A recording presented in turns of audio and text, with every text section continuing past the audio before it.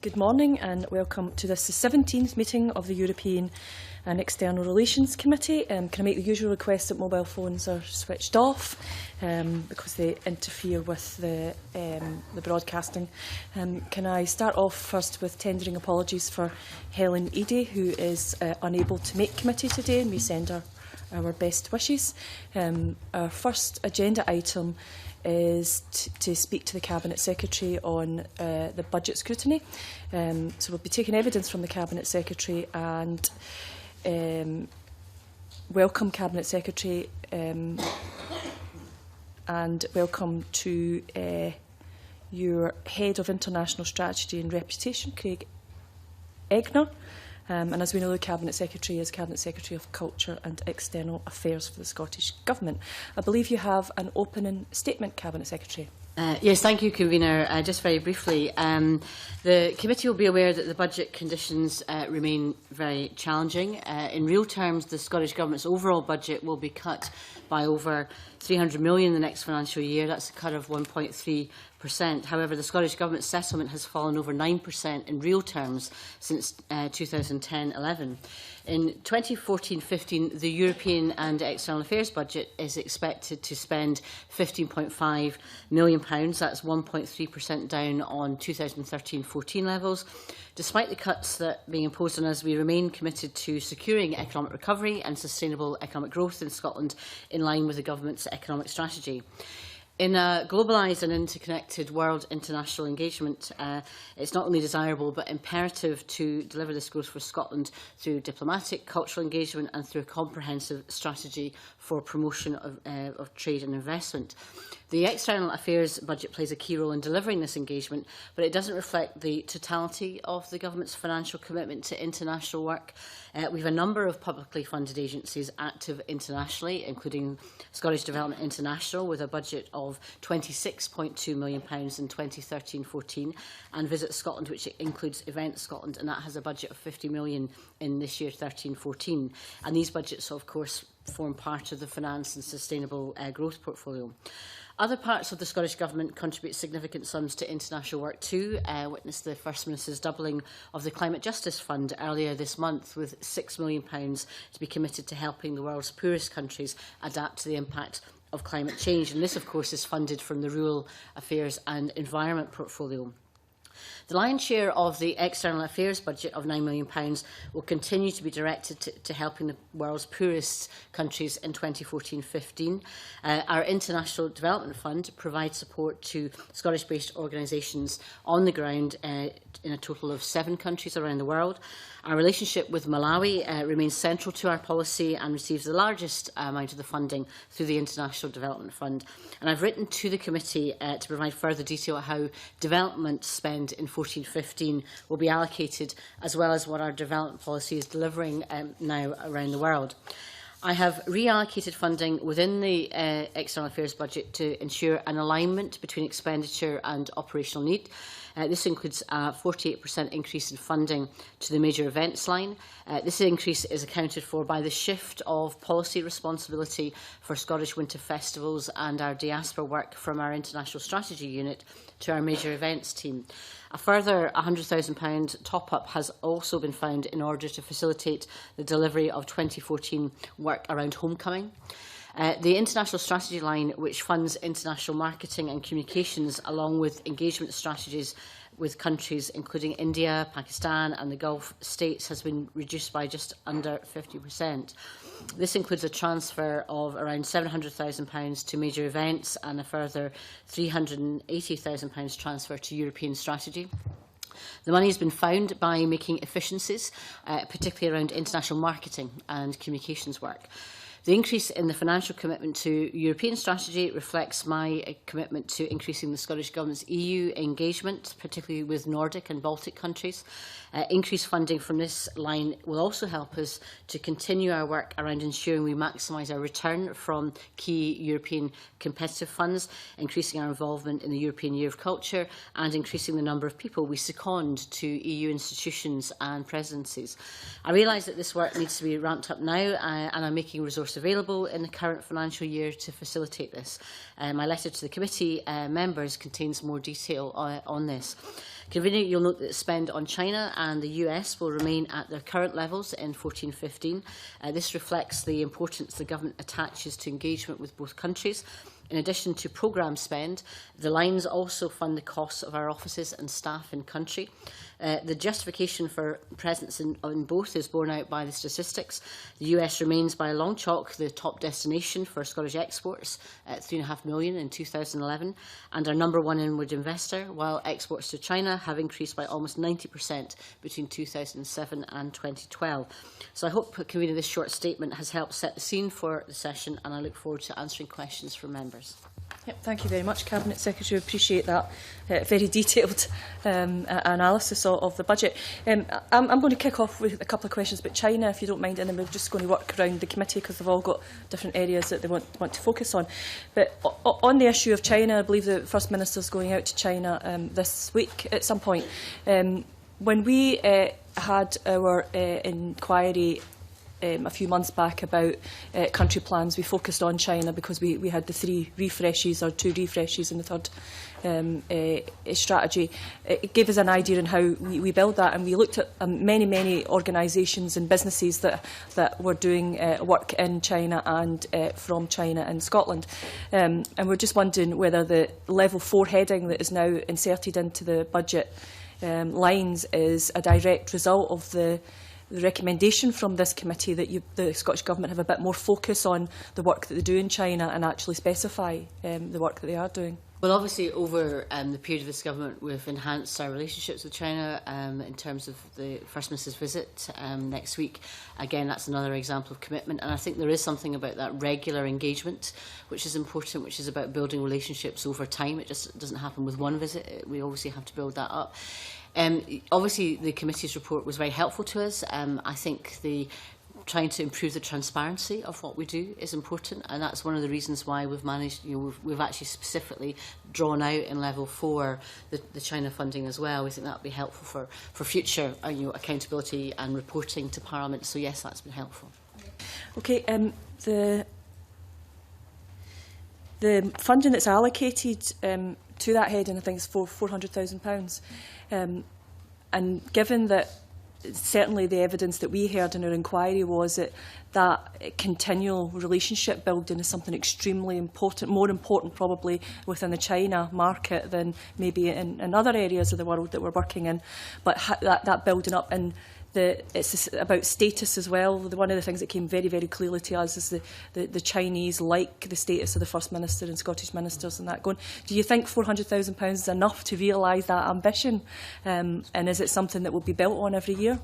Well, if this is an invitation to ask for more money from Mr Swinney and with your support, that would be very welcome. However, I think it's probably best to try and see the budget and the external affairs portfolio it's like a hub and spoke.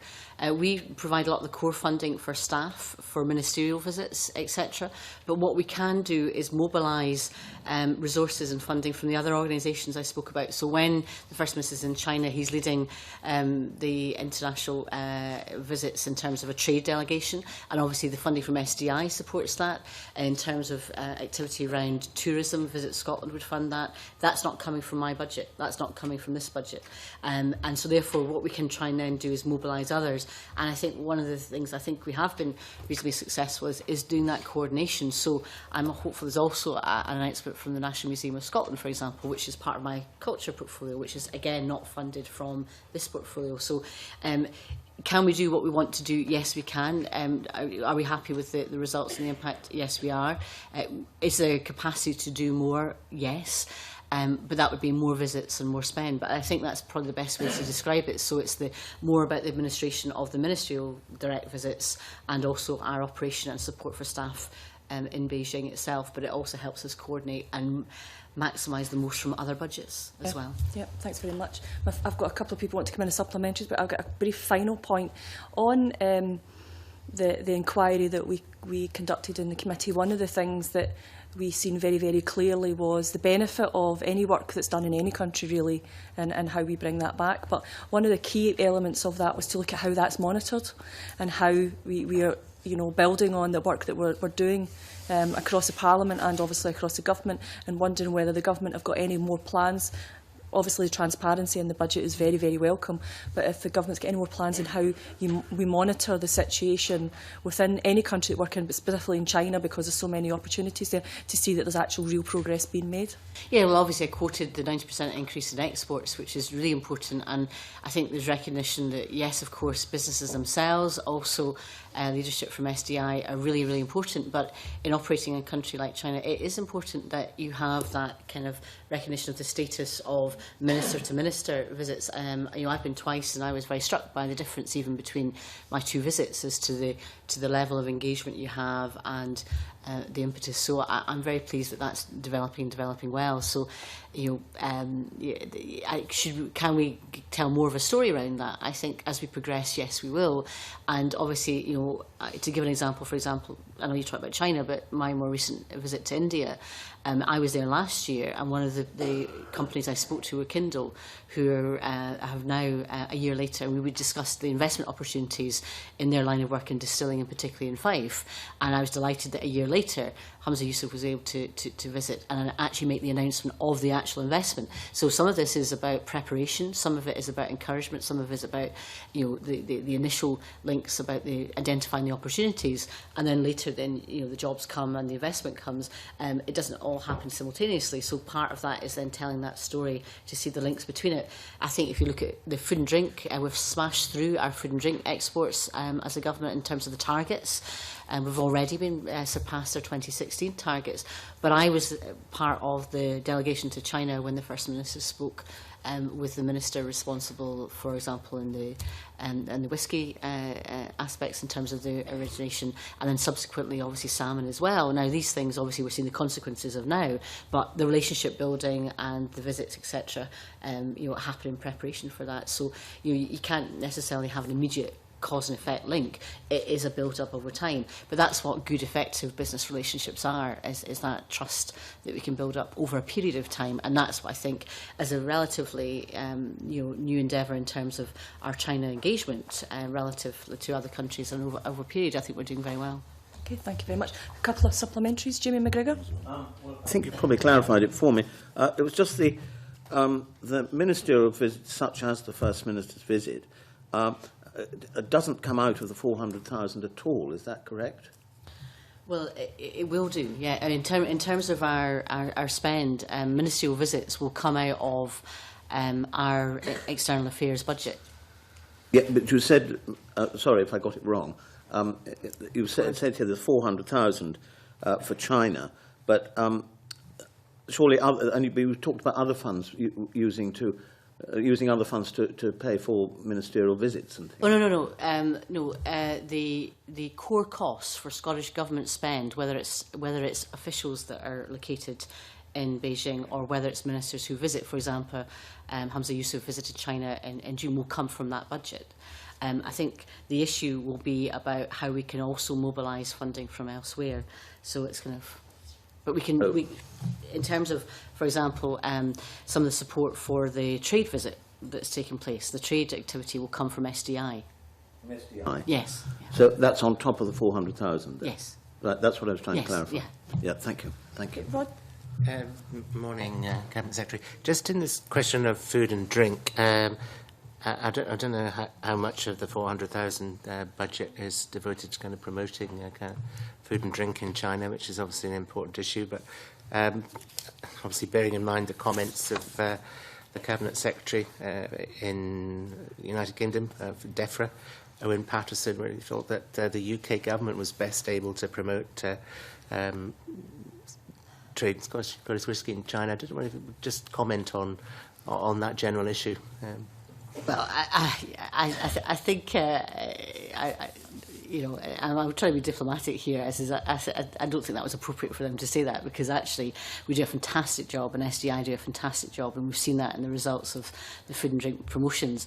We know the story about the fact we have to pay for our whisky receptions that we have in embassies. I think it makes a nonsense of political claims that are being made. But the most important thing actually is to focus on the jobs and to focus on the economic growth, and that's what we do. But I would say that, I'll give you an example. I was in Berlin promoting Scottish red meat. I was there with Quality Meat Scotland and others. I think it was the first time that there had been an event hosted in recent history in the Berlin embassy, and obviously all embassies have to serve all parts of the operation and government in the UK government, but also Scottish government, and indeed Welsh, and indeed Northern Irish. And that was a successful event, but it wouldn't have happened unless we had made the effort to be there. And I was delighted that colleagues there from across UK institutions were saying we really need to do more to help support Scotland in relation to the red meat opportunities, particularly in Germany, etc. But that was led by the Scottish Government wanting to make sure we can do more in there. And in terms of support in China for food and drink, again SDI, because it's one of the key, remember you think you were operating to the government's economic strategy, so the 7 key sectors, of which obviously food and drink is one of them. So they will do a lot of activity around that.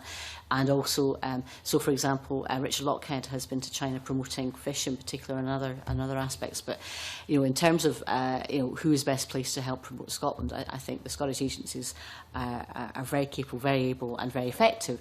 Do we get support from UKTI and others? Yes, we do, but we're entitled to that. 10% of the activity of UKTI, 10%, or roughly, obviously a bit less than that, but a pro rata should be concentrated in our efforts. Do I think we get 10% value? Probably not, which is that's my reading of it, and that's why I think it's more important that we have control of those resources to able to promote those more directly ourselves. Okay, Hans-Ala Mark. Thank you, and good morning, and welcome to committee, Cabinet Secretary. You mentioned the figure that 90% of trade has increased with China over 2007-12. It's a marvellous figure. What was last year's figure? I don't have that directly. What percentage of increase did we have? I don't have that figure directly. We've got that over the piece, unless Craig can help me with that, but we can provide that. Okay, thank you. Thank you. Okay. I think we're moving on to the second focus, Hans-Ala, which is back to you. Thank you. Cabinet Secretary, we have an underspend of around a million. Could you explain how did we achieve that? Was that deliberate to claw back another million, or we've mismanaged it? No, we certainly haven't. Our budget is obviously very tight. It hasn't been increasing. It's obviously, we've got to operate with a very tight budget. And remember, of the budget that we have, that 15.5 million, 9 million of it is on international development. And I have worked very hard to protect that, despite obviously pressures from elsewhere. That also means other parts of my portfolio, including the culture aspect, have to take the strain of protecting other parts of the budget. It's also a very reactionary budget. Other budgets you'll find, and in other portfolios, and indeed in my culture portfolio, will have planned, quite easily planned spend on capital, planned spend on staffing, because the organisations exist that we're funding, whether it's the national companies, national collections, etc. And you'll find that in other budgets as well. A lot of what we're doing is response to need and response to projects that are put forward. So therefore, we always have to have some flexibility. For 11-12, for example, there would be less ministerial visits, practically because it was election year, and politicians, there was less time because we were obviously in Purdah for example, during Scotland Week, so therefore we didn't send people. And I was delighted that former First Minister Henry McLeish, actually, at our request, acted as an ambassador for Scotland in that regard that year. So that's how we've tried to deal with it. In terms of we do provide flexibility that it won't be not used. I mean, that funding will not, it is used, and by and large we try and make sure it's used in areas that reflect the external affairs portfolio. Across government, you'll remember, or you might not, but previous administrations would report underspends of £300–400 million every year. The Scottish Government's general underspend is 0.64% of the entire budget. And John Swinney and our colleagues, we work very hard and we work collectively together, so that's why you'll get some transfers between budgets in order to maximise that spend. This year, one of the things I have done is the areas that are more likely to have an underspend, I have now reduced that and put the funding into the European budget, which I've just explained in my opening statement, to help with the secondments, the engagement, which a lot of, obviously it meets with the recommendations and the views coming forward from this committee. But with very tight and very small budgets, and with certain areas that are fixed like IDF, we end up having to be more responsive in other areas. And there are transfers that take place between different budget lines as well. So a lot of my budget, for example, if we're working on international marketing and communications, we commission it, and it's our funding for it because it's international work, but it's not spent by my portfolio. It's actually spent by, it's the city, what's it called, the cities and infrastructure, it's a cities portfolio that where the operationally the staff and the spend of international marketing and communication comes from. So that explains also some of the transfers aspects of it. But I'm very keen that every penny we can spend is spent.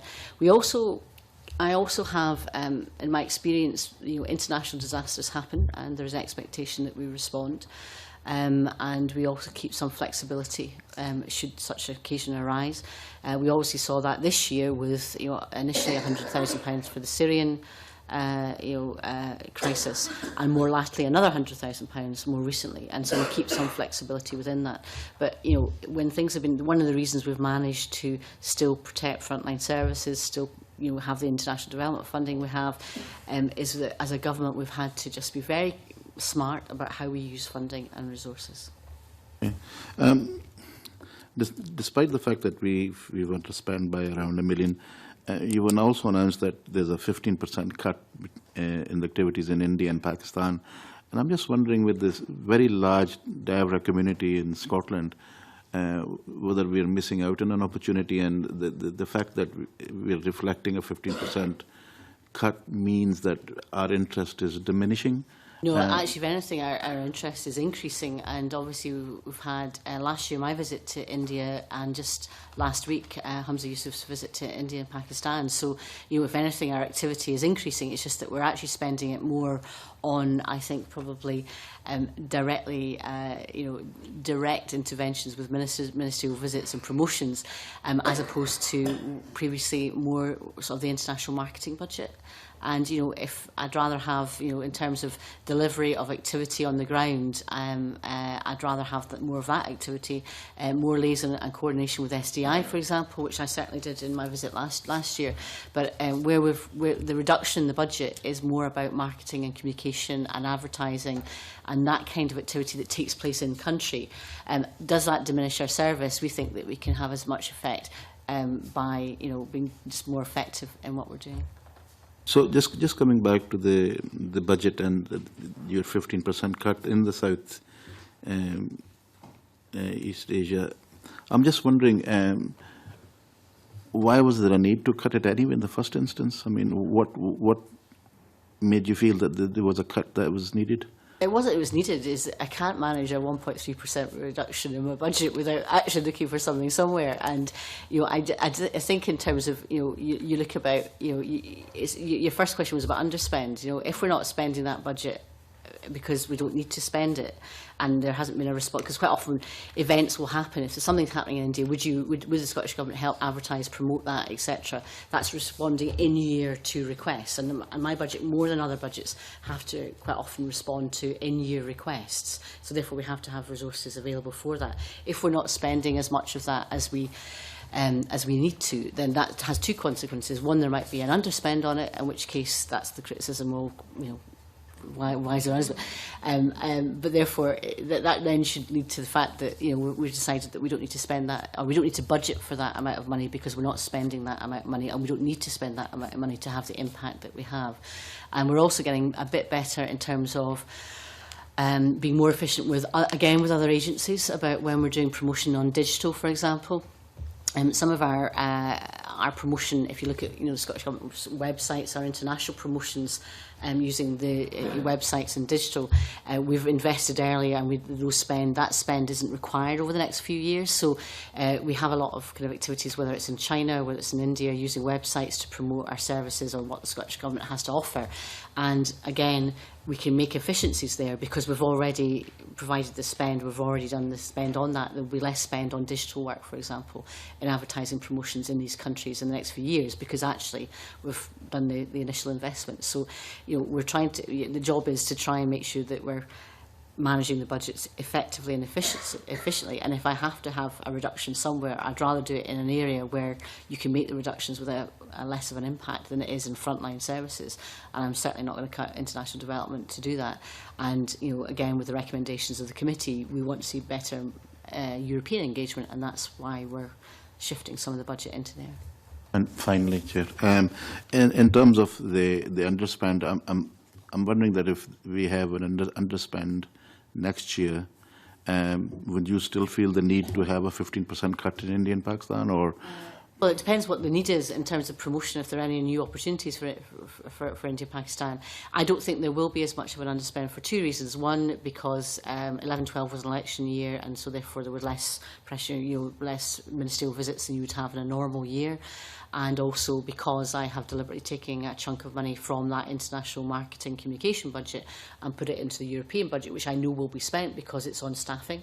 And that's predictable now, and we know what we're doing. So, for example, with the Lithuanian presidency, we've got 2 secondees in there. So it's more planned, and actually it allows you to plan your budget a bit more. But I think it's a more effective use of that budget to shift it in that direction.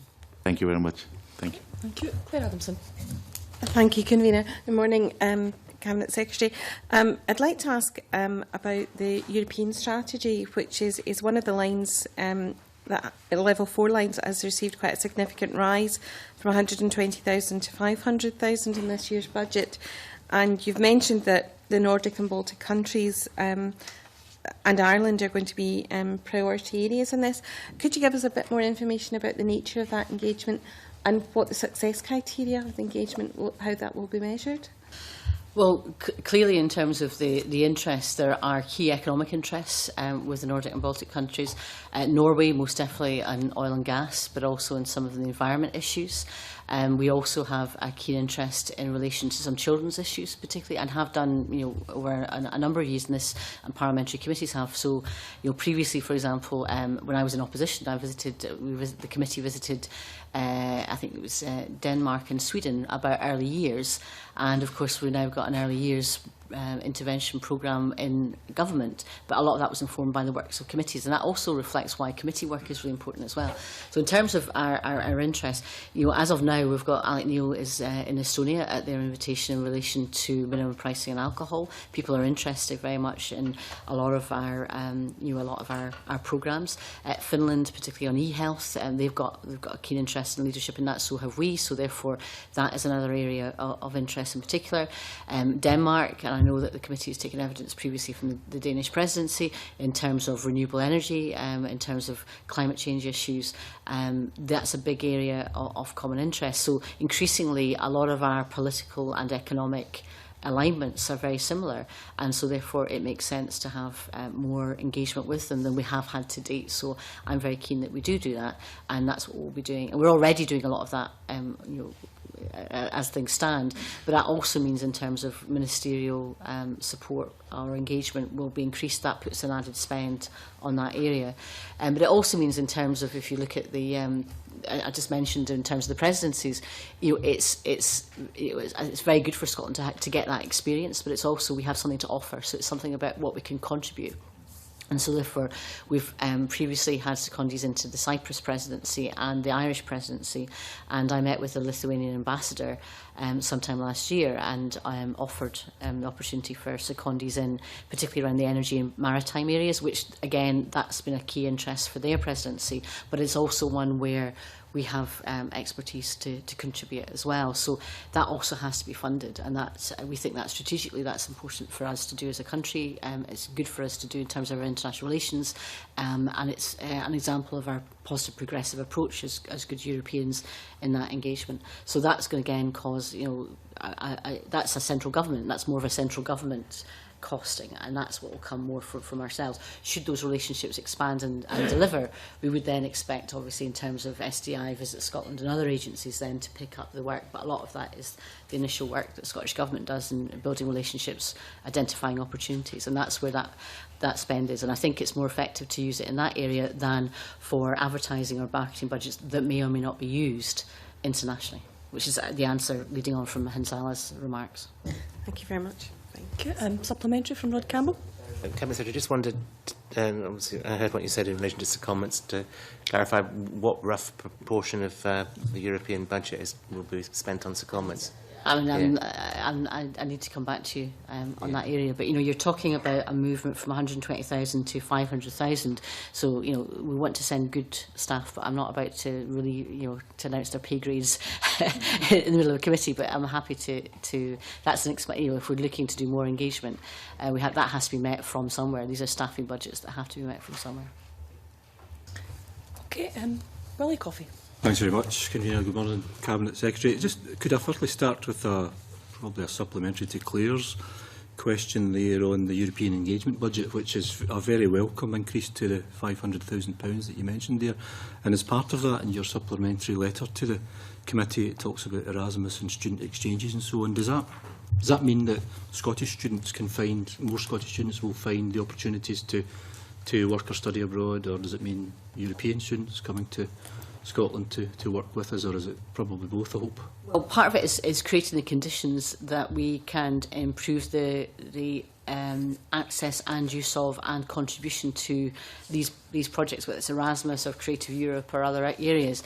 In terms of funding, I know that Mike Russell is very keen to support that area, and that would come, a lot of the kind of student support aspects would come from somewhere within either the Funding Council or universities or education budgets. But developing the relationships to do more of that would come from ministerial support and ministerial visits, etc. I was very pleased to see, actually, and I will write and correct the committee if I'm wrong on this, but there was a recent report showing that Scottish students were outperforming the rest of the UK in terms of international locations. Now, we're not nearly as good as other European countries, so I'm not saying that there's an awful lot that needs to be done, but that didn't used to be the case. So obviously we're starting to see a bit of a turn in that. Hopefully that's because more Scottish students are taking the opportunity for Erasmus and other projects. It may well be it's just there's less of that happening in England, and therefore that's why the changes. But I think it's an area we need to do far, far more of, and a common understanding. And Youth on the Move is obviously a kind of key aspect of the European Commission's interest. And every time I meet Madame Vasiliou, the European Commissioner in Education, Youth and Culture, she's very keen to promote that. And I think that's going to an area and direction we'll see more of from a European basis. But we've got to be better at maximising the opportunities from Europe, and I know that's something that the committee has raised on a number of occasions, and that's why we're keen to do that. But that requires people on the ground and relationships we build, and also about how we motivate and galvanise agencies, universities, institutions here to engage. And that takes resource as well. So that's all part of the people investment that is part of that European strategy, increase in budget. I was interested in the choice of countries as part of that initiative, Nordic, Baltic and Ireland. Is there any particular reason for that selection of areas to work with? It's more that we were doing more with them, as opposed to not with other countries. So, for example, I mean, I've been in Italy recently. I was in Germany and Berlin promoting Scottish food and drink and creative industries. So we already have fairly strong relationships with other major countries in Europe. So, for example, you'll have been aware that there was a very senior French delegation here. They were in Parliament just before recess. That was an incoming investment, investment opportunity, and the First Minister met with France, the French Ambassador, and signed a statement of intent on education in particular. So we're already, in a sense, maturing and developing relationships with other countries. It's just that we could do more with Nordic and Baltic. And with Ireland, there are lots of opportunities, and I would like us to be doing more with Ireland. We're doing a lot more on energy in particular in recent years. So, for example, in the Isles project, and in terms of accessing a number of the European projects where you're looking at 2-3 country partnerships, Ireland is always, I think, an automatic first call for looking at different ideas, and particularly in some of the the Northern Periphery funding programmes. We should be looking also with more of the Nordic Baltic countries, but also in some of the energy and other programmes. Ireland will be a natural fit as well. So that's the explanation of it. It's more intensifying our activity and expanding the number of countries that we're working at with a stronger level, and that's what this funding can help support. Do you see it as that particular fund, do you see that as a one-off, or as a part of a long-term plan? And how, obviously one of the questions we'll ask is how will we see, what will the benefit look like, what will success look like for Scotland and for the countries that we're working with, more long term? Yeah, I mean, success will look at, will look like, the knowledge exchanging gained in particular areas, whether it's, Finland and e-health, or Estonia and on other health issues, for example, Norway and oil and gas, where it's already extensive. Obviously, there's common interests and obviously very important issues in fishing in different areas that we obviously have to make sure those relationships are strong. And obviously, democracy is such that governments change as well. And Norway, for example, has just had a new government elected. Other countries have so new ministers to form relationships with, etc. And that's all part of what we have to fund and support. When the committee calls on greater funds and budgets for my portfolio, or if you did, clearly that's an area for expansion. But we've got to be realistic. We've got to work within our means, and our means have been restricted. So therefore, we're just trying to be tactical and strategic. But do I see this as a growing area? Yes, it should be. And I think it's something that this committee has shown a leadership on in identifying the importance of intensifying our relationships with Europe and taking more opportunities and using more opportunities for funding to do that, and that's take the resource from that. But within a very small budget, and I would iterate, if you were a committee looking at any other portfolio, in terms of level 4, you wouldn't be getting the same detail as you get within this, within this portfolio, because it's such a small portfolio compared to some of the other ones, and we just have to manage it very effectively, and that will mean switching resources. But do I see an expanded area for European investment? Yes, I do. Yeah. My final question, which was my question, later on we're going to hear from the Croatian-Ambassador, Cabinet Secretary, and as you know, Croatia acceded to the European Union just in July. They're a small country, 4 million people, similar size to Scotland, so we'll get the opportunity to ask questions there too. But in terms of Scotland and our relationship with a country like Croatia coming into the European Union, and Scotland being in the European Union for so many years, what kind of engagement do we have directly with Croatia as Scotland in order to foster common interests and so on and so forth? Well, I'm also be meeting with the Croatian-Ambassador later today, and obviously congratulations on their accession earlier this year. Europe's changing. Europe used to be, and the European Union, a few large states. Now Europe is, you've got 28, and most of them are relatively small, and I guess a considerable number of them are smaller than Scotland. And it's very striking when you attend a European Council meeting to see everybody around the table, and obviously that's an increasing number. But I think what's quite interesting is you're also seeing the presidencies now being taken by some of the smaller countries. So Lithuania is a very good example, smaller than Scotland, relatively new member of the European Union, but taking its role and being quite a dynamic presidency in some of the agenda items and forward-looking in what they want to take forward. So I think that reflects the changing nature of Europe, but it's also about identifying common interests and with other areas. And historically, even if you look at the particularly the Baltics and the Eastern European countries, Scotland historically has had a very strong relationship with them. And I think that's sometimes it's worth reminding ourselves of that longer international link and relationship that we had with some of the Baltic countries in particular, but also when you look at some of the new accession countries. Does that provide opportunities for trade and investment? Yes, it does. We just have to identify what it is and work most effectively in that area. But it's a two-way street, and it ties in, again, I would say, with our government economic strategy. And if you look at the Scottish enterprise strategy, it's how do we make sure that we globalise our business opportunities? How do we make sure our small companies become more medium-sized companies, become larger companies? And how do we maximise internationalisation of exports for Scottish businesses? That's where a real growth potential is. Now, Europe really, although obviously, as I said in my opening remarks, the United States is obviously a major area for us in terms of our international trade. And expanding Europe is. And of course, that's the wider economic interest. We need a strong, robust and vibrant economic market operating in Europe for our goods and services. And therefore, how we work collectively is important.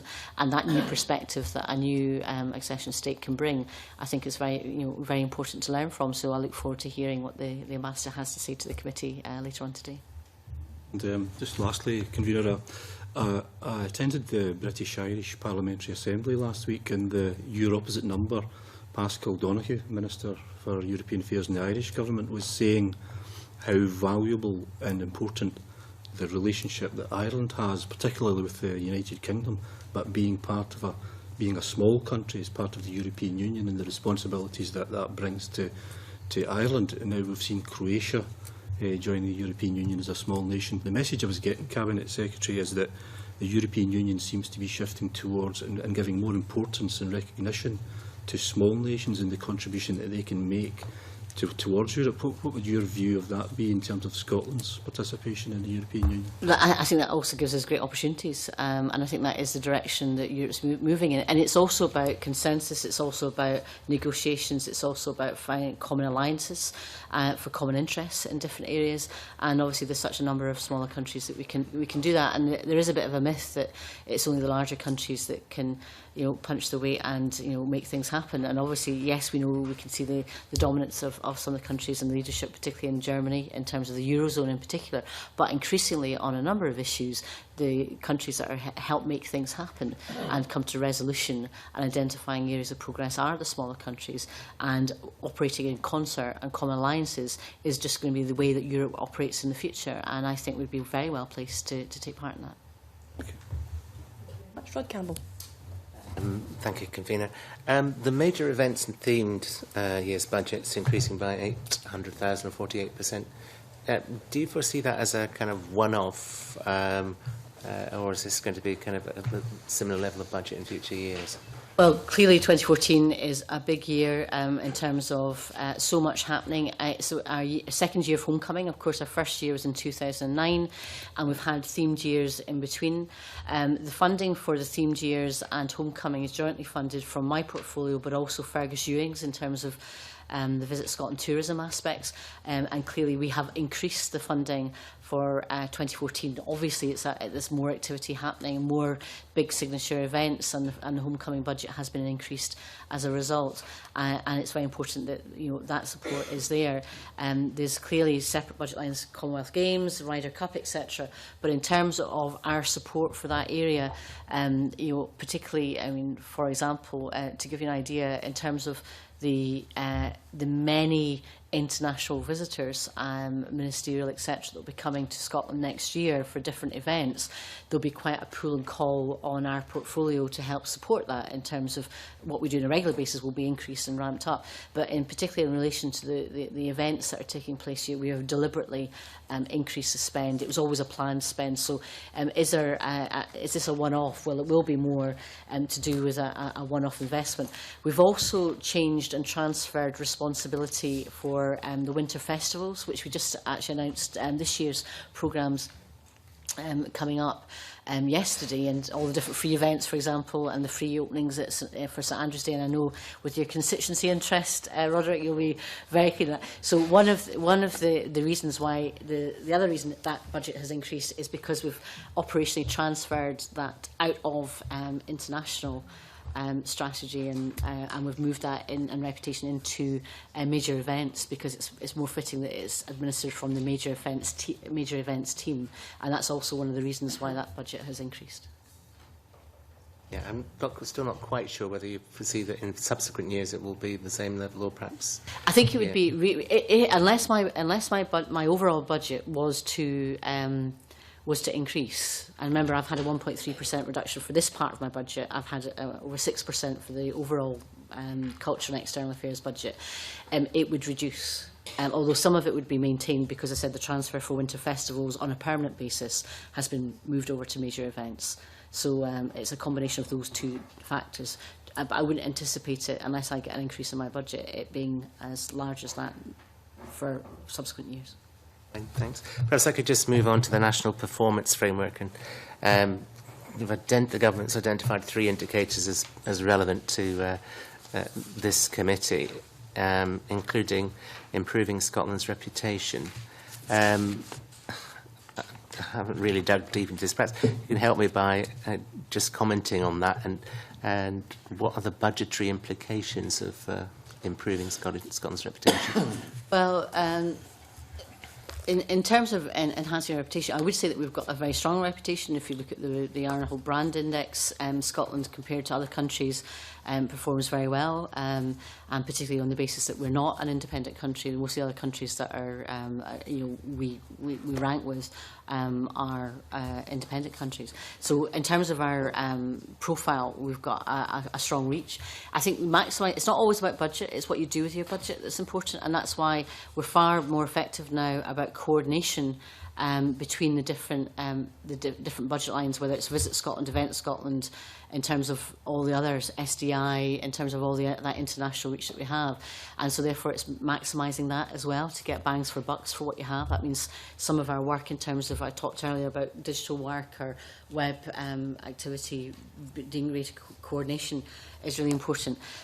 So that's an area that we have to work on. It depends also on what you're trying to do. I think it's about to launch is the advertising for next year, which is advertising Homecoming, but Commonwealth Games and Ryder Cup, and coordinating between all these. And these are going to be adverts that will be shown obviously within Scotland, the UK, but also internationally to attract people to Scotland. So there's different ways of doing that. And part of it is about, yes, we want to celebrate in this year of natural Scotland, Scotland's natural attributes, but also our great creativity and heritage, but also our people. And in terms of international reputation, one of the real strengths that we have is our warm, welcoming people, and that's part of, we should recognise that makes a big difference to how people see us, but also our talent in terms of our research capability, etc. So a lot of that is also about what we do with our universities.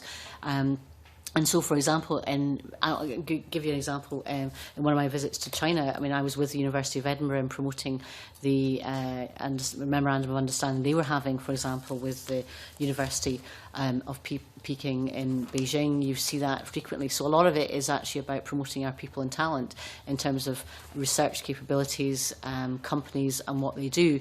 And so it's not all just about a very simple advertising budget that says, brand Scotland. It's actually about the integrity of what we have to promote and what we do. And I must say, in terms of international reputation, I still recall a visit to Beijing with Touch Bionics from Livingston, who produced the bionic hands and their promotion. And when you've got Chinese television that is broadcasting to billions, that is about promoting Scotland's capability, our ingenuity and our talent. And that's as much about promoting our reputation as a simple advertising in either magazines or in terms of promotion. So yes, it's important. Do we contribute to it? Absolutely. Is it always measured in spend? Not necessarily. It's about what you do with your budget and how you coordinate it. Okay. And finally, I just wondered where in the budget we can see a kind of indication of help to facilitate the transition to a low-carbon economy. Any comments on that? Well, in some, it's actually probably easier in my other part of portfolio and culture, and we've done a great deal, for example, with our national libraries, with the national galleries, with the National Museum, in terms of reducing spend there, because we have capital investment. On the external affairs side, we don't have capital investment for buildings to reduce carbon emissions. However, what we do in terms of our budget lines, you'll see in the IDF funding line, for example, the Malawi Renewables Energy Partnership. Some of our funding that we've got in the international development most definitely is supporting those areas. The challenge, I think, is also what we do in terms of climate justice.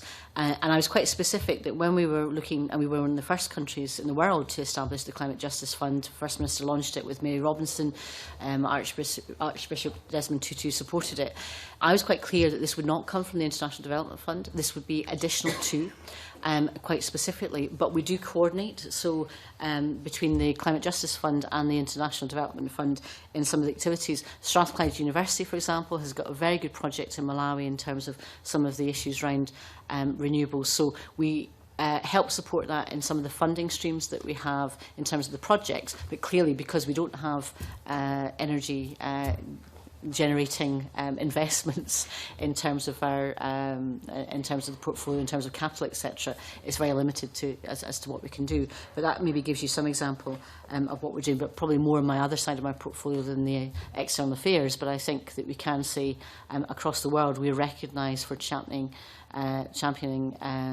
climate justice, and part of that is programmes, and indeed some of, if you look at the aspects of our Malawi activity, there are examples of whether it's solar panel activity, whether it's some of the generations to how to have sustainable village by village energy projects that doesn't require mass clearing of land and deforestation, for example. That's a very practical example of what we're doing. And I was very pleased to speak to Commissioner Piebalgs, who's the International Development Commissioner in Brussels, about some of the work that they were doing. And the European Union are very interested in our work in this area. Okay, I've got Hans-Ala with a brief supplementary on Rod's questions. Yeah, Cabinet Secretary, you told us about the good news about your work in China and the universities in China, and I wanted to draw your attention to the fact that Glasgow and Lahore are twin cities, and they did a lot of work in encouraging universities to participate in our universities and colleges in Scotland. And one of the fears I have now is the UK border agency is making it more and more difficult for students to come from there, which means that we are losing out an opportunity to extend that relationship that we've enjoyed for many years. We have twinning agreements and memorandums of understanding with universities in Pakistan and Scotland and Glasgow.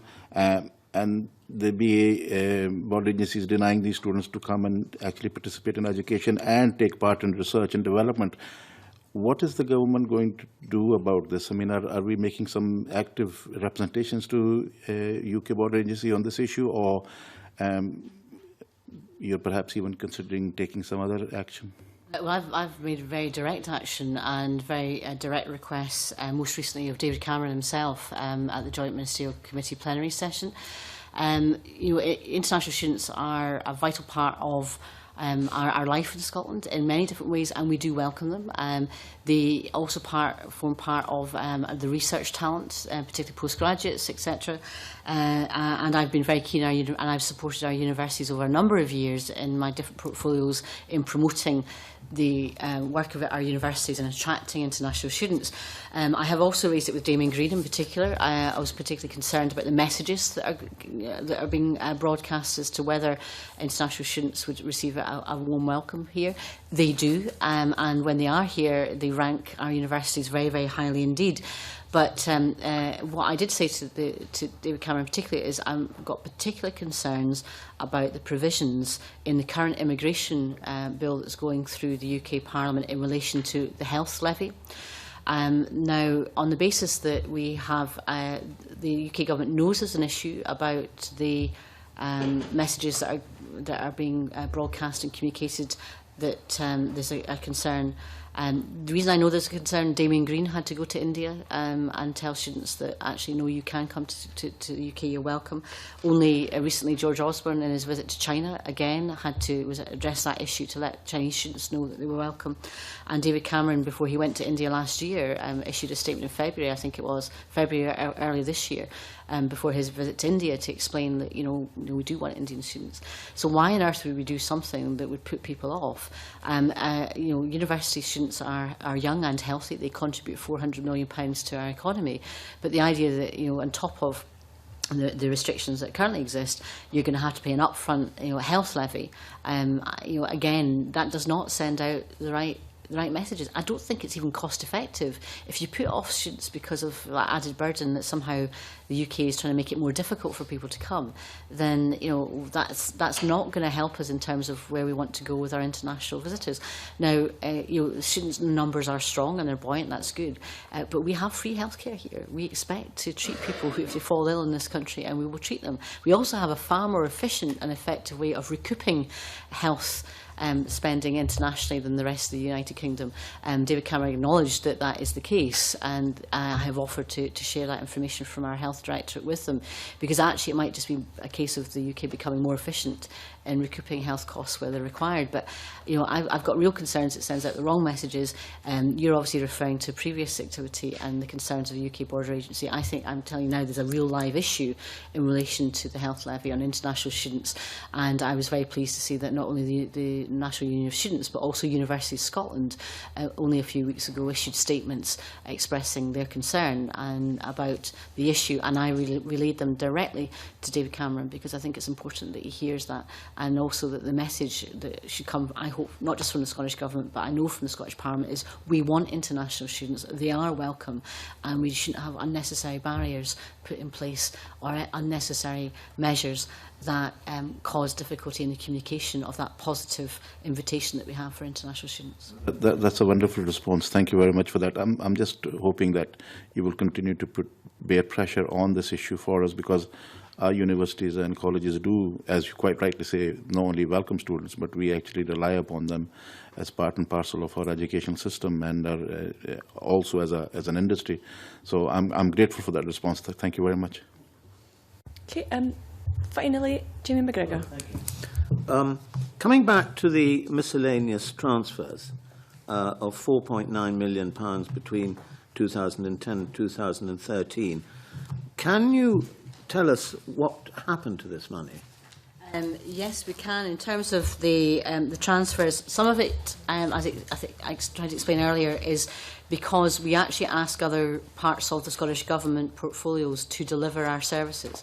So, for example, on international marketing and communications, we have an allocated budget because we want it spent on international activities, but it's not actually spent by my portfolio because we centralise a lot of our activity on international marketing and communications, and so therefore a lot of that programme is transferred to them in order for them to deliver it. Is this likely to happen again in the 2013-14 budget? Probably yes. I mean, I would be reluctant to give up my capacity to spend on international advertising, communication and marketing, because it matters so much to us, and I'd like to retain a control of that budget as to where it's spent and what it's spent on. But in order for it to be actually spent, the internal, and it is quite housekeeping technical, I'm afraid, it has to be transferred to the department that actually spends it. So that's where I'd like to be. In terms of this year in particular, because we've transferred in my answer to Rod, the funding on winter festivals, which is a lot of that is marketing, a lot of that is communications, and that can be transferred as well. And quite a lot of it goes to Visit Scotland, for example. So Visit Scotland funds a great deal of they actually spend the money that we want spent, because a lot of it is on tourism advertising. So winter festivals, which is there's a great it's a great programme, an increasing programme, and I'd like to pay tribute to Jamie McGregor, because one of his ideas might be coming forward in the winter festivals this year, but I'll tell him perhaps later when it's publicised. But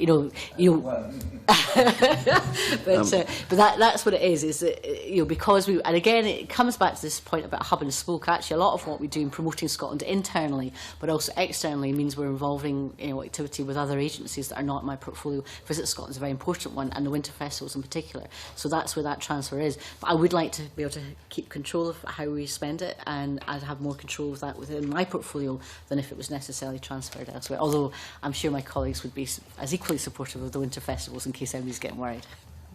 Coming on to major events, I notice, and you've said this, that the theme budget has been increased by 800,000 for this year.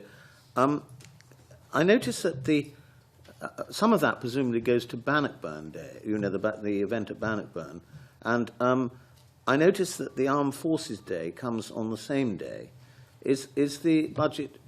Is some of the budget going to the Armed Forces Day as well? Well, obviously, Stirling Council bid were very successful, and we congratulate them for that. And but it's very important that we look at the activities in the round. So I can reassure you that we're working very closely with Armed Forces Day. A lot of the Armed Forces Day, in terms of the funding, quite clearly the MOD provides funding, because it is about equipment, it is about the fly past, that kind of activity. But in terms of the management of the overall weekend, and we're looking at this over the spread of the weekend, we're working very closely, and we've asked our colleagues to work, and Stirling Council want to work very closely with us, so we can coordinate the management, because obviously there's transport issues, increased numbers of people coming in, all the rest of it. So I can reassure you that we're working very well and closely, and that's what our intention is to. Thank you. Just on the European strategy, how will that, the increasing to 500,000, the Scottish Government will increase the level of engagement with the European Union and its member countries.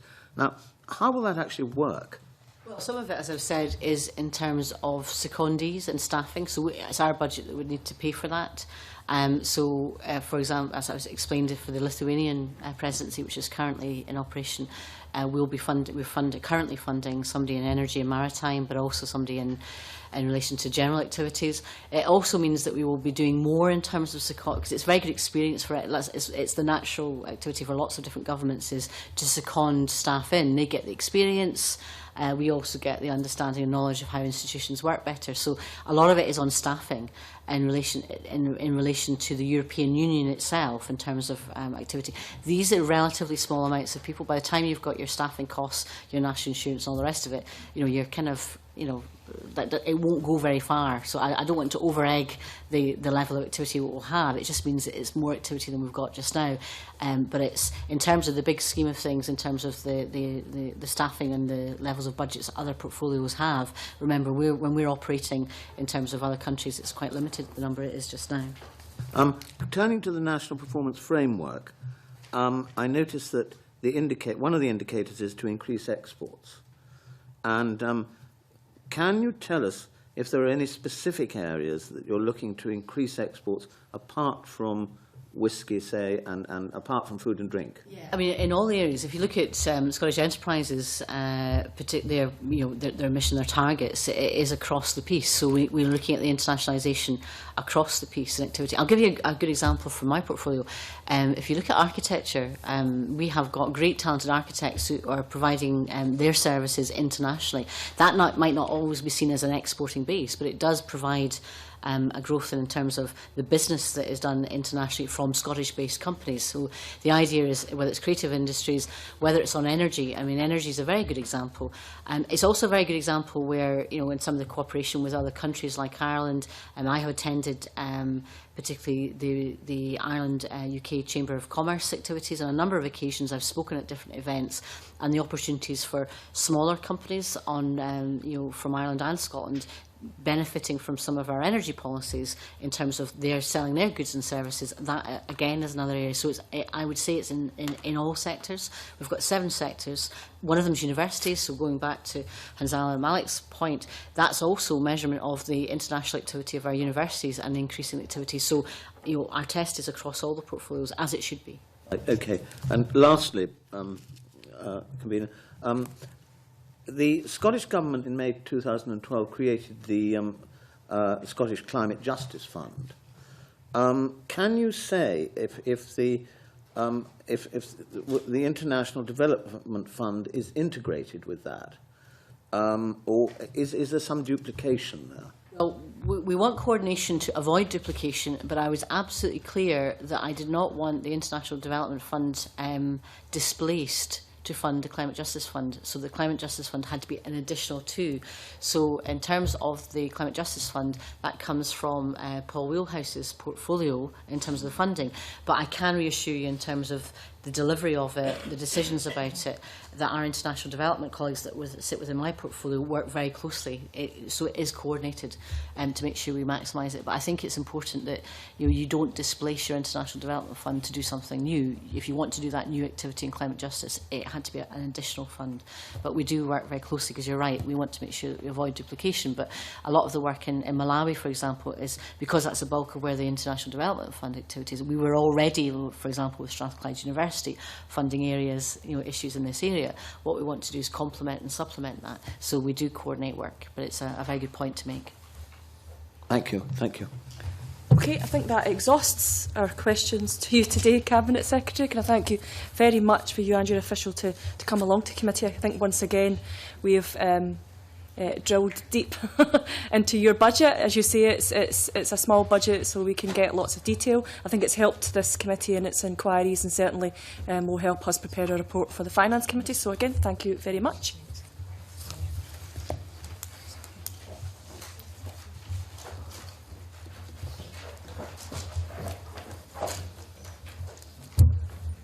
Okay, and if we move on to agenda item 2, and you will find a cover note within your papers on subordinate legislation. We have to consider this negative procedure which results from a Public Contracts Scotland Amendment Regulations 2012, and it's SSI 2013/282. You'll be very aware that it's very rare for this committee to consider subordinate legislation, but actually very topical that we're considering this instrument today, given that it is regulations that relate to the accession of Croatia to the European Union. So if I can refer you to the paper, and I should express to colleagues that there has been no motions to annul this in relation to this instrument, and I would suggest if the committee's got any comments to make. No comments to make. So we agreed that there's no recommendation in relation to the instrument, and we will wish Croatia well. Okay, thank you very much. Moving on to agenda item 3, which is our Brussels bulletin, which you will see in your extensive package of papers this week. A very detailed Brussels bulletin, so looking for comments, questions, inquiries.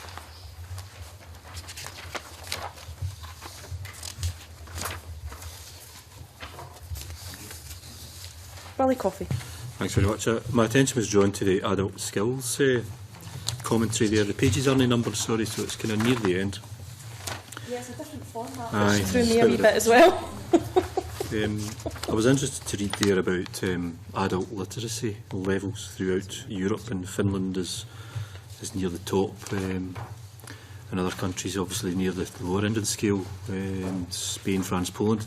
The UK seems to be kind of in the middle, but great differences. But I note that comment there that Scotland doesn't participate in this. I don't know what it is we're not participating in, whether it's the survey or whether it's an initiative to improve literacy amongst adults. Does anybody have any information about just exactly what that is and why is Scotland not participating in that? I think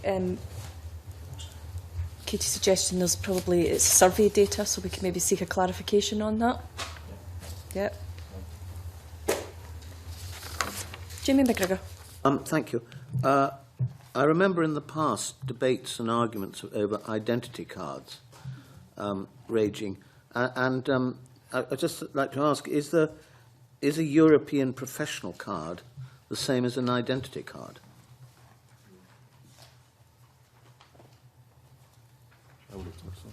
Yeah, yeah, we can check as well. I think, Jamie. It is the same. I think we should clarify that for you just to make absolutely sure. Well, I mean, I just remember this was the subject of big debates in the past in the UK government, and this is it's called something different, but is it the same thing? Mm-hmm. I think we need to check it, Jamie. I think that the bulletin is less than clear about what it actually means. So. Mm-hmm. Any more matters arising from Brussels Bulletin? Raleigh Coffey. Thanks very much for the second opportunity, Convener. The page there on the multi-annual financial framework, that's telling us there that MEPs in Europe have not agreed. This budget is not agreed yet by the sounds of it. In previous committees here, Convener, we've heard that the United Kingdom and one or two others were agitating and looking for a reduction in the budget, and that seems to be doing the rounds. But one of the implications of that reduction in the budget has been quite a drop in the IT infrastructure budget from 9 billion to 1 billion. And again, I had the opportunity to ask the Irish Minister for European Affairs what their view of that was and what the impact of that might be in Ireland and indeed throughout the European Union. And his view was that with that kind of size of budget cut, the change to investing in infrastructure and focusing on services seemed to be the cart before the horse. I mean, as you know, you can't get good internet and broadband services unless you've got the infrastructure to push it through. So I just wonder if anyone within the European Union is rethinking that, because that's a substantial budget cut in IT infrastructure that will prevent and could indeed delay, improved broadband services throughout the European Union. And Pascal Donoghue it was, I think he thinks that they've got that particular aspect of budget planning wrong. So I'm just wondering who, if anyone, is engaging in those kinds of issues and trying to get a reversal of that policy, which I think will really be to the detriment of the union and put us back some years in terms of IT and broadband capabilities. Yeah, Adamson. Just a supplementary. I thought that was quite ironic that this was covered, and then the last section of the budget development is actually the European Council agreeing at its meeting on the 24th of October that a strong digital economy is vital for growth in European competitiveness, and you know it's all very well to say that at the council, but you know I think Ms. Wilcoff is absolutely right that there are concerns that there seems to be a difference in what's actually been done on the ground in this issue. I think it's one of these topics that we should again seek clarification from Scotland Europa. I think see what they can ascertain, and maybe then we, you know, letters to commissioners might be the next step. One of the things that jumped out to me from the multi-annual financial framework was that the UK Treasury has launched a consultation on the EU budget.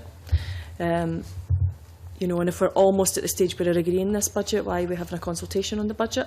So I would really like some clarification around about what that actually means in practice, and what it means for the formulas then for regions of the UK and their funding streams, lifelong learning programme, CAP, CFP. You know, there's a number of areas there that I think, you know, we should seek clarification and advice from HM Treasury. Committee agreed to do that? Yeah. Jamie? Just to ask a question, the format of the Brussels Bulletin seems to have changed quite considerably. Are there any reasons? I mean, I'm not saying that the new format is, it just resembles more a brief from, you know, a brief rather than a bulletin, I would say. And I'm not saying either way is better, but is there any reason it's changed? Apparently there was much more information in it this week, which meant that the template that they used, it wouldn't sit well with the template. So hopefully we'll make the request that if there's not so much information in it, next week we have the same format, because I think you're absolutely right, it was much easier to identify areas of interest than just, you know, pages and pages of text. Yeah. Yeah, no, you're absolutely right. And when I read it yesterday, I thought, oh, I don't like this. But I think we should make sure we feed back to Scotland Europa saying, please. Set of people who are doing it? Or... I just think it was the bulk of information, the way that the template works, because it sits in columns. It couldn't accommodate it. So, technical glitch, but let's see if they can fix it and bring us back the old Brussels Bulletin. Okay, any other comments on the Brussels Bulletin? No. Are we happy to send this on to other subject committees for their perusal? Yeah. Okay. Thank you very much. I'm going to suspend the meeting now until about 29 minutes past. If you can be back in your seats, then we can welcome the Ambassador at 10:30. Okay, so I suspend the meeting until 29 minutes past.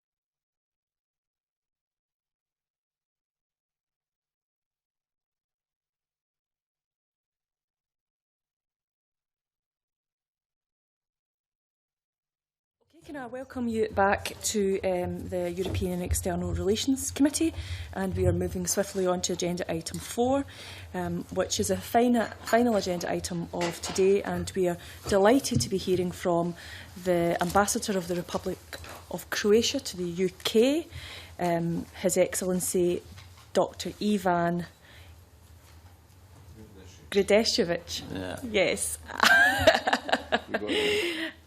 Delighted to have you along, Ambassador, and delighted that we had such a successful reception for you in the Parliament last night. Certainly the feedback I had from the Consular Co this morning is that they very much enjoyed your contributions in the event last night. And I believe you have an opening statement for us before we get to questions. Ambassador. Thank you very much. Good morning to all of you. Thank you, Honourable McKelvey, for opportunity to be here this morning with you. It's a pleasure, it's an honour, and it's a privilege in a way to talk to the representative of Scottish people here in a seat of democracy in Edinburgh. So my task today is just to very briefly outline the Croatian accession process and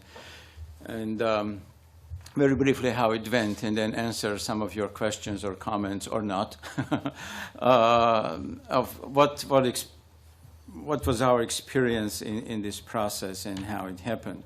Well, as you know, Croatia, and I like to say it's an old nation and a young state. We've been a nation since the 4th, 5th century when the Slavs came, and I'm not going to dwell all the 10 centuries, don't worry. But we lost independence some 10 centuries ago when we joined Hungarian Empire and had a common crown all the way to 1990.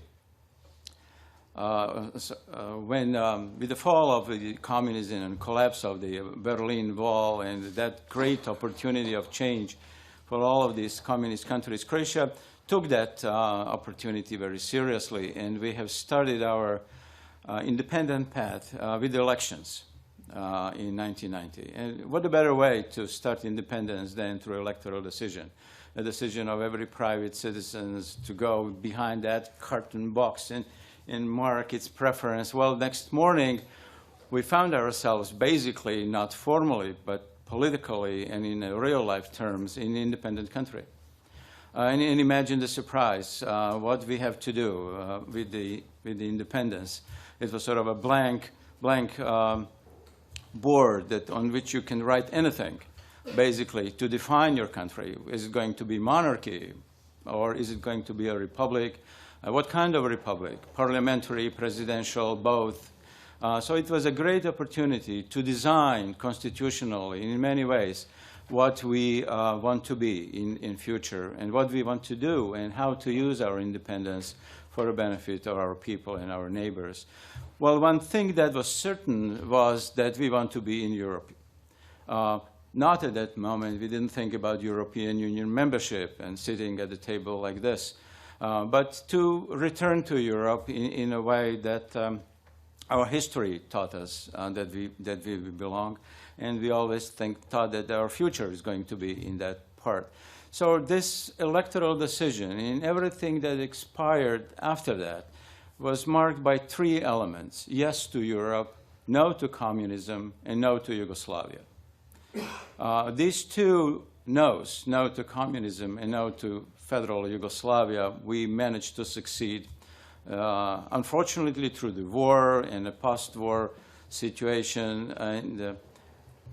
But this yes to Europe was an ongoing project. It turned from sort of a civilization dream of return to the practical work of membership accession, which basically started in 2000. In 2001, we signed the stabilization and association agreement, which was sort of a kindergarten for the full membership, with all the obligations that you have to do, and sort of a learning process in a way how it's going to look like in the future. 2000 is very important because it is also a sort of a threshold year in Croatian democratic development when the winners over the communism lost to the reformed communists, and everything went on smoothly after that. So it was sort of a test of democratic stability and a turning point in our European story that really started moving on from that point. In 2002, we received a candidate status as a country for the membership. In 2005, negotiations started and ended in 2011. So it's been 10 years from the Stabilization and Accession Agreement to the accession treaty signature. In these 10 years, many things happened in that accession process. All the politics, all the life has been marked by efforts to reform, to change, to adopt. Sometimes the obstacles were internal. We were not ready to give up on some of the things. The vested interest in economy and in politics were strong enough to sort of deflect the reforms and postpone them. As you all know, our cooperation with the International War Crime Tribunals in Hague was an issue for our accession. It was very difficult to overcome some of our own political issues in surrendering accused generals to the Hague Tribunal. That postponed it in a way. Also, processes in reforming some of the things that are difficult to reform sort of in a short period of time. Things like judiciary or public administration. Think that you basically need a generation of change to move it. We can all have passed laws that are very European, but that will not be implemented in European way because you just can't with the people that you've trained for 30 years in a communism to be sort of independent judges overnight. So these are the things that took some time to develop. Some of our neighbors thought that they may use their membership to advance some of their interests in the negotiation process, and it took us 2 years to resolve that. Well, we resolved that by postponing it, but it's a very political thing to do. So in that sense, this process was marked by a lot of obstacles that we had to do internally. My thinking about this, and I don't want to go too long, is that once we have realized in the country that there is a need for a political consensus of European Union membership of all of the political parties, that was one must. The other one was we had to stop thinking that our reforms are demanded by Brussels, and we have to fulfill them because they asked us to, because this is something they told us to do. We had to realize, and that was sort of a political leadership necessary to do it, we have to realize that these are reforms for our own sake. Even without the European Union membership, we need to do these kind of reforms because they are for the benefit of our economy, the benefit of our people, democracy, human rights, everything else that is in that sea of rules there in sitting. So most of these things we were supposed to do anyway. In the framework of European Union accession, this was sort of structured, timed, benchmarked, and put to the test. So in that sense, once we realized, or better to say, political leadership starts sending the message to the public that this is not for the Brussels, but this is for us, things, I think, start moving into the better direction. And we have managed to finish the more demanding negotiation process than with Romania and Bulgaria in these 10 years. It's too long, but maybe it's not. As you know, European Union is sort of an exclusive club. You have to be ready to join. You cannot join and then be ready internally, like in United Nations. They take you and then everybody suffers. So this is a club in which it's a voluntary club, and so if it's a voluntary decision to join it, you have to do everything that is asked from you to do it. So it's not something that we had to do because somebody told us. It was sort of a mission for this nation, for this generation, to secure democracy and prosperity, and I think we're on the right track. It's been now over, 4 months that we are a European Union member. We are observing how the club members are behaving and learning from on-the-spot behavior. We, I think, still need to realize that we are not a candidate anymore, that we have full rights of a member state. Sometimes we are timid to express it. It is a time now for us to formulate our own interests. What are we going to contribute at the table of 28 in terms of economic development, the image of Europe? We are a small nation, but I think we fit nicely into the puzzle of European Union nations, and that without that little block, that would be still a missing European picture. So on that note, I'll stop, and hopefully we will be able to answer your questions. Thank you very much. Thank you very much. Being a history buff, I was quite interested in the 10 centuries of Croatia's history, but maybe we'll keep that for another day, Ambassador. Probably my opening question will be, or it will be, not probably actually, is the benefits that you see. I was very, very interested in the comments that you made about this is something that we want and we want to do. We're not being coerced or forced or pushed into being members of the European Union. It's something that for our nation we think is a right thing to do. And on that basis, if you can maybe give us a bit of detail of the benefits to Croatia of being a member of the European club, as you put it. Yeah, I think there are three broad membership benefits. One is that we belong to that shared civilization. We cannot live outside of our own values. We have to recommit to these values and support them and live them. So in that sense, you cannot be sort of a split personality, being outside of environment in which you historically belong. The other one, broad, is development. We think that within the European Union, Croatia has a better chance of development in terms of economy and everything else.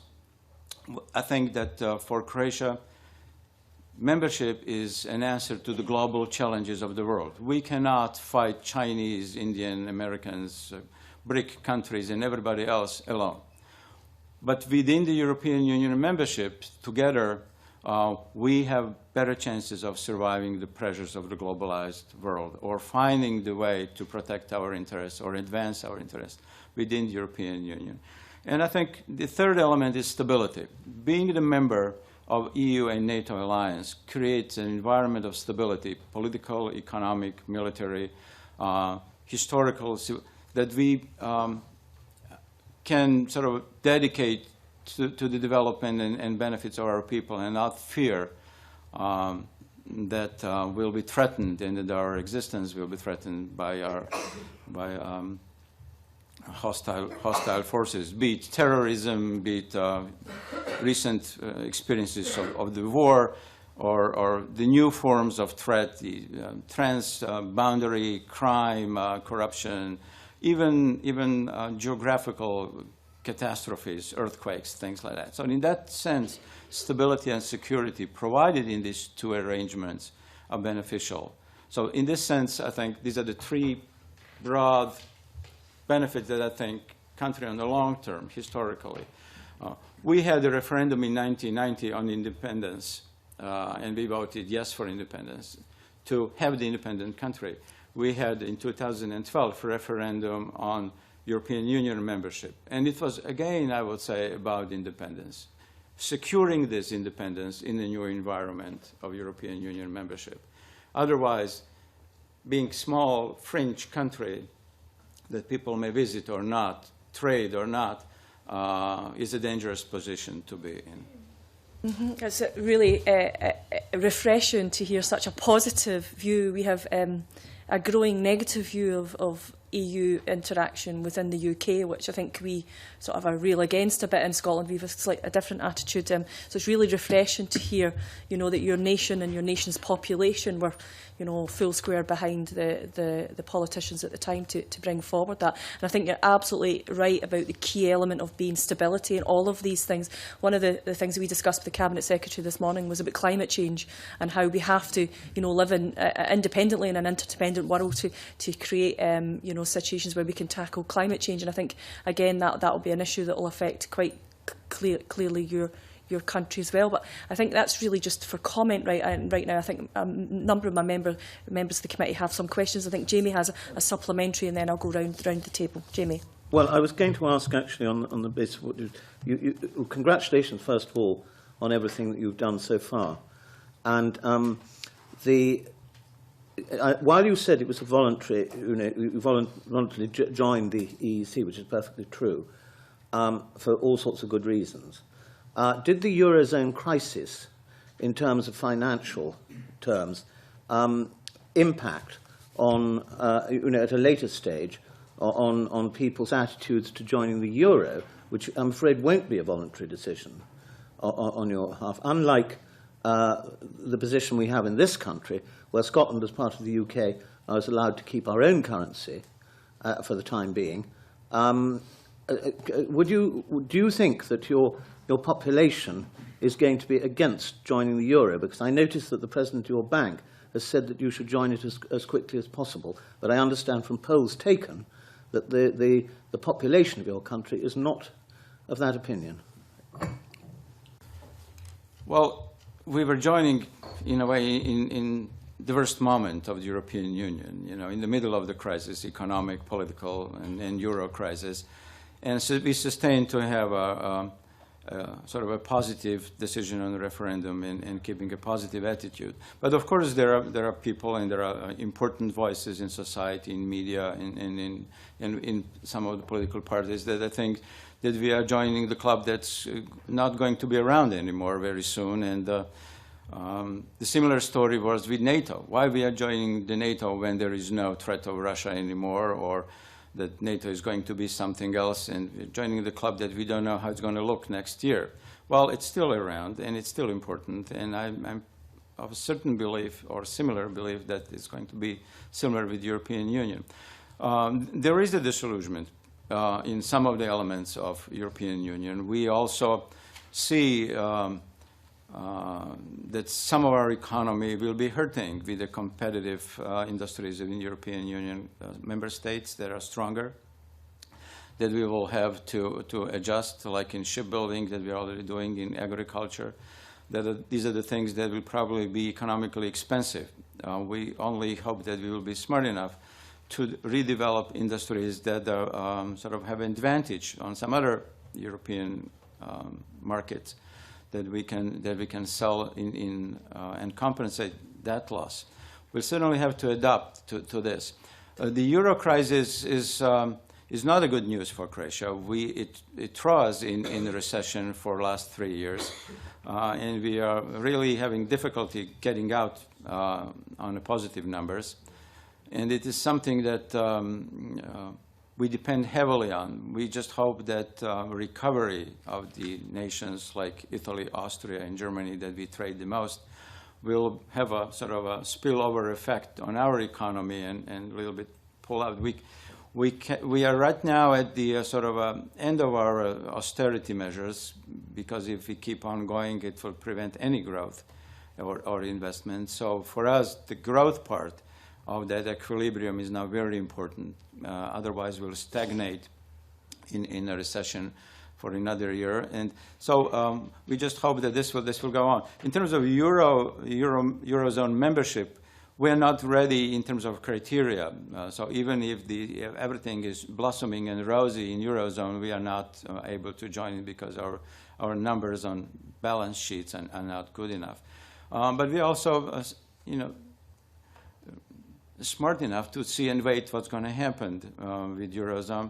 We would like to join it because it will reduce the operative cost of our industry, export and import. It will get rid of the exchange rates for our mortgages and credit lines that are very expensive right now for us. So in that sense, we are Eurozone ready, but we'll join once we are able or willing. Thank you. Okay, thanks, Jimmy. Hans-Alan Malik. Yes, good morning and welcome to Scotland. And I understand your portfolio is UK-wide, and I hope that your visit to Scotland is going to be one of the finest moments in your stay in the UK. I want to congratulate you and your nation in achieving what you have to date, and I appreciate the challenges that you face. It's not such similarity. There are similarities in what may or may not happen in Scotland, so there is room for learning for us.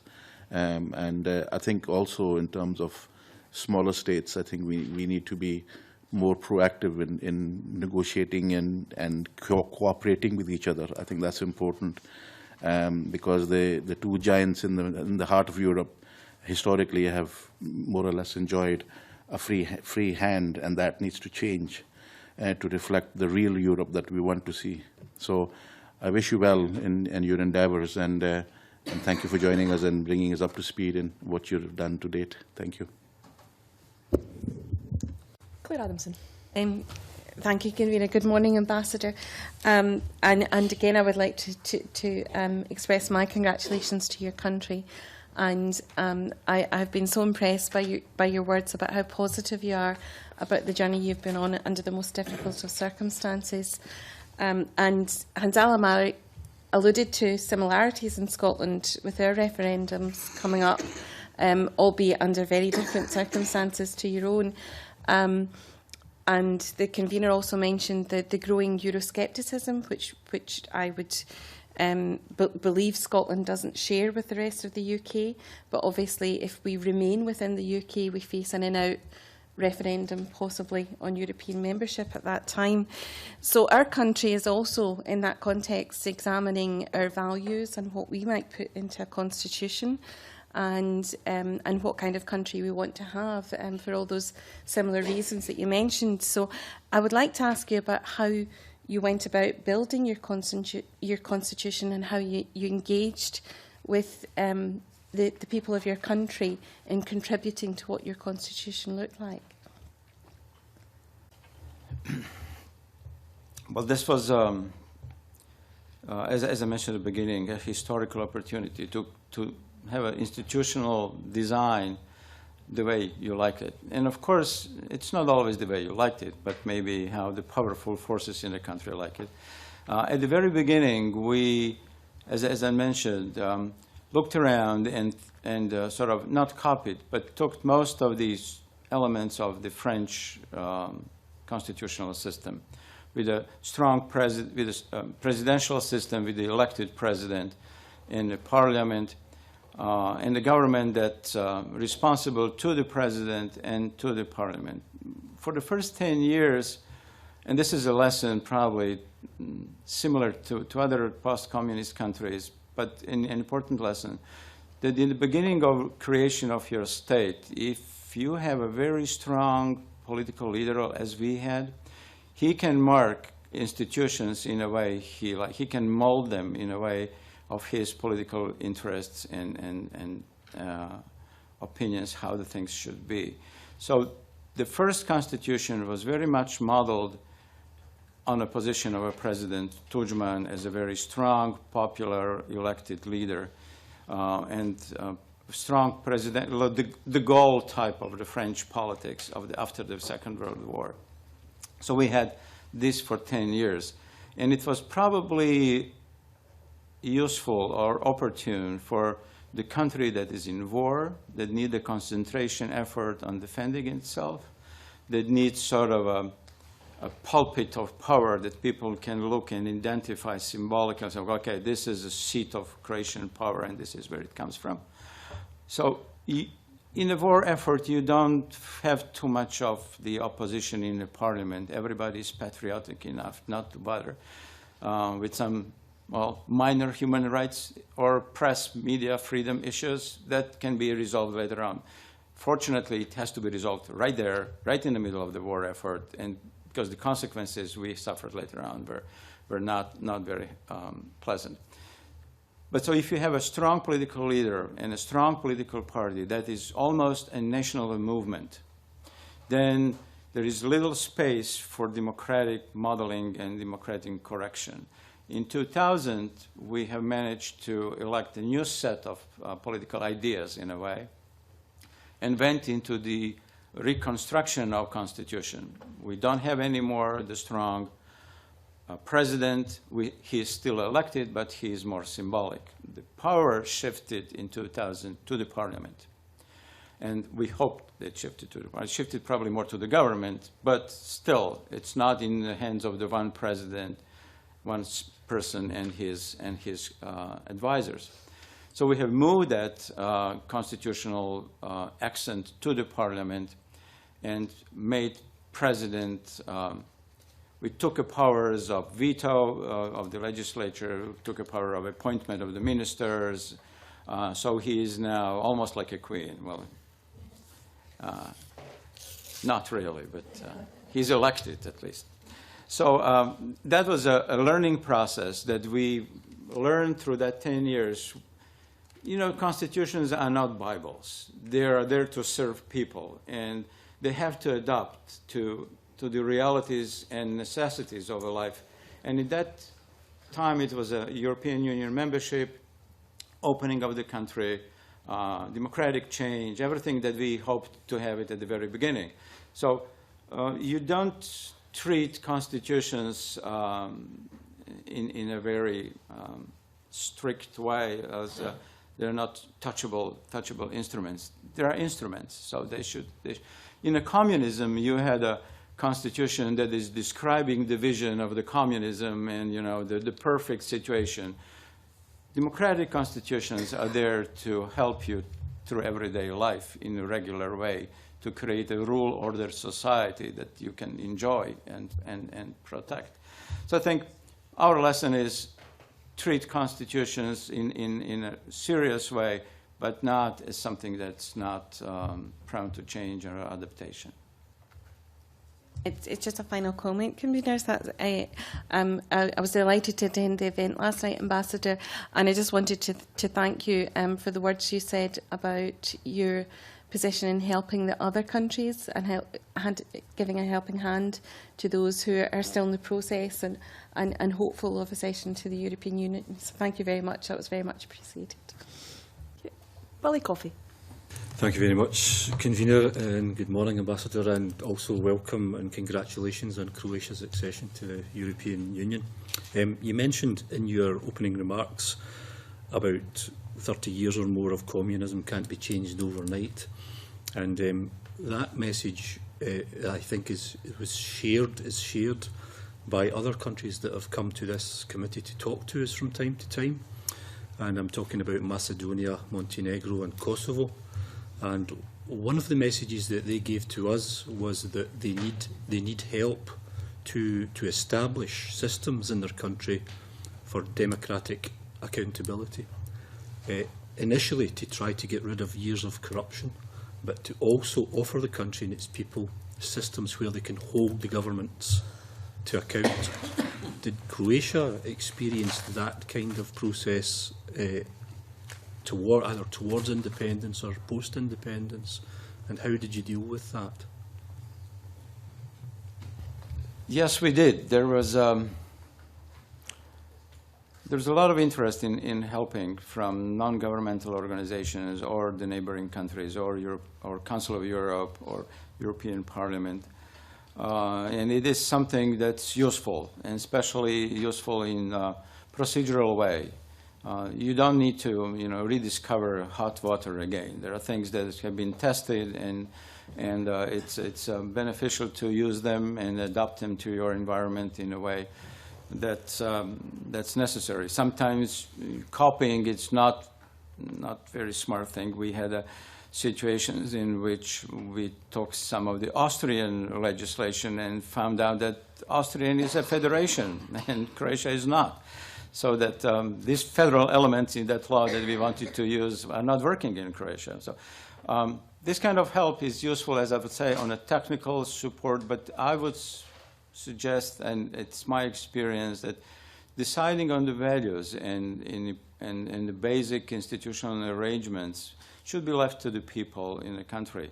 And in that technical aspects of democratic life is something that it's very useful. Also, that is what is useful, and I found that everywhere in Croatia, sort of outside monitoring. It's good to have somebody watching over you at the beginning and telling you, well, listen, this is all right, but why do you do something that it's not in the interest of democratic development, to put it broadly. So that outside monitoring was useful for Croatia. Just sort of being aware that people are interested, that are watching, that can help. But it's a very peculiar position because these young nations, they are very sensitive. They're like, you know, teenagers. You don't tell them what to do. They want to repeat their mistakes on their own. But of course, you have to be smart enough not to repeat the mistakes. But also, you have to have this liberty to do it on your own and feel that you have decided for yourself. So it's a fine balance of aid and consultancy and opportunity for themselves to be proud to create their own nation. It's a wonderful response there, I think, about new nations behaving almost like teenagers, and I can empathise with that. Could I ask a second question? You know, if I may, the strength of the nation is very often in a capacity to laugh at itself, you know, to take the criticism and say, okay, that's really funny, and I enjoy the criticism and can laugh about it. If you can't do that, then you're not really matured enough to understand what are your weaknesses and what are your strengths. So if somebody, you know, criticizes you and you think it's wrong, there are so many good things that you can answer and say, okay, this is probably just a person that's not informed, and, you know, we can educate or laugh about that. But that strength to be sort of make a joke on your own account, I think it's a great thing. I think from that, Croatia's already bringing a degree of wisdom to the table, to the puzzle of Europe that you mentioned earlier. I could ask my second question, please, and it's, now that you're part of the European Union and the systems and processes that are in place there, what is the impact of that on your neighbouring countries that are not yet in the European Union and are perhaps on the journey? And I'm thinking perhaps of Bosnia, your immediate neighbour, who are lining up to join the European Union. Do you think a country like Bosnia will be assisted by your participation in membership of the European Union, and will that help them to join sooner, or do you think they'll be disadvantaged for a period of time? This is related to Honourable Adamson's question, what we can do as a member to our neighbours. And as I mentioned last night, we are the country that joined the European Union with a mission, in a way, to help our neighbours. We share the same experiences of a previous life. We can communicate very well in all of our languages, so there is no need for a translation there. Actually, we offered all translated documents for our key to Montenegro and Serbia, so that they, you know, can fast read through it. There are several things that we can do. First is just a basic example that it can be done. If there is a commitment of the political leadership and political elites to do it together, at least at that piece of state business, European Union membership, it can be done, and they can mobilize on this. So it's sort of a positive example. I don't like thinking about Croatia as a leader of the region or any kind of regional power, superpower, or anything like that. What we want to do is just a good neighbor that can offer a handy hand. But it is in interest of Croatia to see stability and progress on our eastern borders, in Bosnia, in Serbia, in Montenegro. So we think that this job of European Union enlargement will be finished once they are in that. You cannot have Europe with that black area. When you look at the map, you have Greece, Romania, Bulgaria, Hungary, Croatia, and then you have these countries in the middle of the Western Balkans not being a member. So it's something that has to be resolved. And it will take time. Let's face it, it's not going to happen soon. It took us 10 years. It will probably take them also. It's not wise to talk about numbers in political life, but probably around 10 years also. And with this enlargement fatigue in Europe, and with the Eurozone crisis and everything, it's not a high priority anymore. We like to see Commissioner Füle and Brussels committed on enlargement, because we think that only the good clubs take new members, you know, and that it has to be, in a way, both sides. You know, the carrot still has to be juicy for them to aspire, but they have also be rewarded for their progress. It's a very frustrating situation that you are doing a reform, but you are grinding in the middle and not moving anywhere and just postponing decision on one condition upon the other. So our purpose is to tell them, okay, these are things that can be done quicker and we'll try to help them. Some of the things have changed. Being a European Union member, the rules on the borders are different. They are more strict. The transportation, we are now a border country, will probably in 2 or 3 years be a Schengen country for them. And so that will, in a way, create new conflicts, but also new opportunities. It is our important mission to see how we can help them, and it's expected from Croatia in Brussels to be, for Bosnia in particular, because we have our people there also as a constituent people, to be creative in providing support in their European membership path. Very encouraging, Convener, and in my best Croatian, Hvala Lijepa. Thank you very much. I think Jamie McGregor's got a brief supplementary. Well, thank you. And then I'll come to Yes, Rob. just on what you were talking about, the possible problems. I understand that Croatia will have to abandon the multilateral agreement on free regional trade due to the new EU commitments, and therefore the regional trade with the rest of the non-EU Balkan countries will have to rely on the bilateral trade agreements between these countries and the EU. Do you think that that's going to prove difficult for you, because you might be seen as having to change your relationship with these your neighbours, basically, because you've become a member of another organisation, and that, especially in terms of free trade, this may prove to be aggravating? But that's true. There will be some economic costs on both sides. There is some transition period, and we are asking Brussels to extend it and see how we can create a sort of a special arrangement with our previous free trade agreement regional partners, so that our goods and export and import is not taxed in a way that it will be taxed. It is certainly a challenge to see how we'll do that and how our economy will adapt to it. Already some of our businesses are opening their factories in Bosnia and moving some of production in Bosnia to sort of offset this. We do a lot of business with our neighbors in Serbia and in Bosnia. We own industries there, so it's an important part of our economy. This is probably, in one segment, it will be a cost in this. Maybe once these countries really start the negotiation process and sign stabilization and association agreement as we have, they will have also a beneficial import-export rates with European Union and then with us. So that's something a little bit postponed in the future, as we have also a beneficial rates with European Union in the stabilization period. So we'll see that can be done with them once they sign it. They haven't signed it all.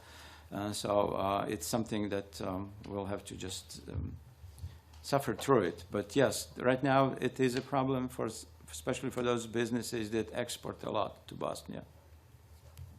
Thanks very much. Jamie, thank you. Roger Campbell. Just want to follow through on the Bosnia-Herzegovina point. I think I'm right in assuming that Bosnia-Herzegovina has not yet reached the stage of being a candidate country for accession, so it's some way behind in terms of its ability to join the European Union. I'm correct in that, I think? You're nodding your head, but... Yeah. Well, I'm nodding your head because I'm not the ambassador of Bosnia-Herzegovina, so it's wouldn't be very much appropriate to comment on a situation in a neighboring country. But we do have interest in seeing Bosnia-Herzegovina as a stable, sustainable economy and state because of economic reasons, but because we have a substantial Croatian population there, which is a constitutive part of that republic there. So for us, it is important that we see good developments. And we are offering good services in this respect. We recently had a Prime Minister visiting Bosnia-Herzegovina and really saying, well, we cannot tell you what to do, but we can help you once you decide what to do. So I think we are a little bit cautious, not interfering. We don't want to be seen as a neighbor that's obnoxious, but we want to be a neighbor that's helpful and let them primarily decide what they want to do, and then we'll see how we can help along this.